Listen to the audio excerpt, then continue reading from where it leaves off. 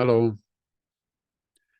I thought I'd come on and talk a bit about, well, my favorite television show of all of my 55 years being Doctor Who.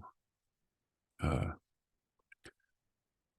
Doctor Who is without doubt my favorite show. Its entire run from 1963 to 2013 when the show ended. I have no reservations about saying all of that. Um, and I thought I'd come on and talk about my favorite doctor. Uh, he is John Pertwee, the third doctor, was my favorite. Although I need to stipulate that the best seasons in all of Doctor Who uh, were Tom Baker's first three seasons, or first two seasons at least. I'll give him that. Tom Baker's first two seasons uh, from the mid-70s were, um, I would even say, by far the best Doctor Who, and also uh, probably the best television in the history of television. Um, because I don't mince, I don't the best sci-fi or the best fantasy. It's the best television. Those first two seasons. Um, and the reason I say I like John Pertwee's Doctor more than Tom Baker's Doctor is because Tom Baker was the Doctor for 7 seasons, and um, there is I won't say dramatic, but there is a decline in the quality of his stories um, from the end of that second season.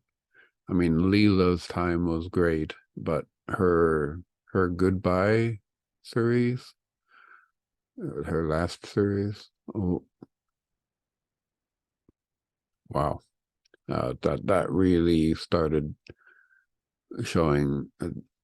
Tom Baker's Doctor was embracing the silly and the campy, and I think John Nathan Turner said slapstick. Um, but point being is that the shows weren't as great after that second season. There are stunning examples of greatness after that second season, but they are few and far between. I will say less than one per season after the third season. I will give them Leela. After Leela's series or season, uh, the show has fewer and fewer diamonds in the rough. Um, but so I've talked a lot about Tom Baker, um, and uh,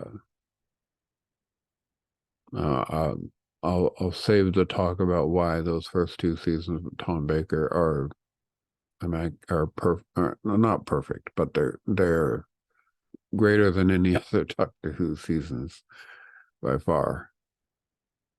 I mean, even with Robot, the introductory episode for Tom Baker, an introductory storyline for Tom Baker, to be accurate. It was that's the weakest of the first two seasons, but all of the introductory episodes are kind of weak. Um, um, uh, yeah, and it did not get better uh, with the new series. Uh, that um, yeah, uh, they have a lot of usually campy stuff they have to put in those introductory series to um, show you how the Doctor is different, and that takes away from story sometimes. But anyway, and and it's true for very true for John Pertwee as well as his spearhead from space was um, middling. Had funny parts, but uh, gave us a proper introduction, I guess. But uh, it's the stories of his 5 years as the Doctor that uh, that I really embraced. I I started watching the show in about 1982. Uh, it was on my local PBS or public broadcasting station uh, back in the day when we only had a few stations to watch. Um, but they showed Tom Baker's Doctor, and then they showed Tom Baker's Doctor again, and then they showed Tom Baker's Doctor again. And then finally they started branching out, showing the other doctors, Peter Davison, and then John Pertwee, and Sylvester McCoy. I think eventually they got Patrick Troughton and William Hartnell, but those were um, they didn't dwell on those because uh, Hartnell and Troughton's time uh, they were very different from, I would say, John Pertwee forward.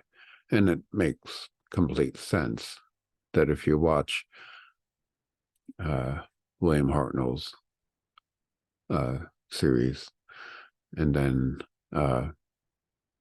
that would be 1963, and then 7, 8 years later,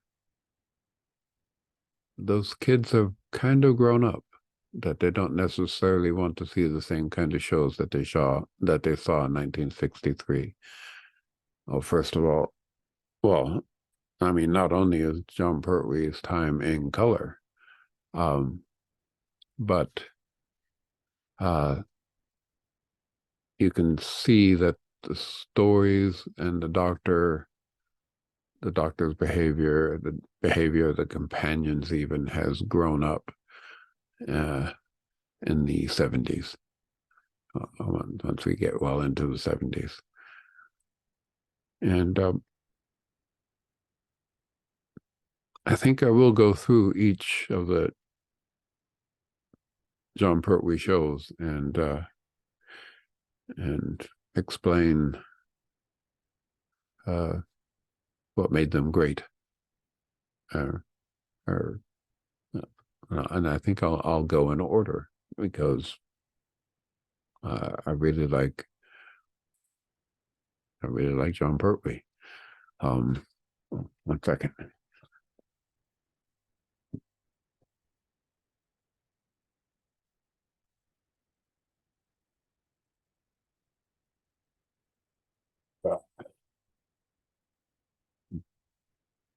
This is John Pertwee. He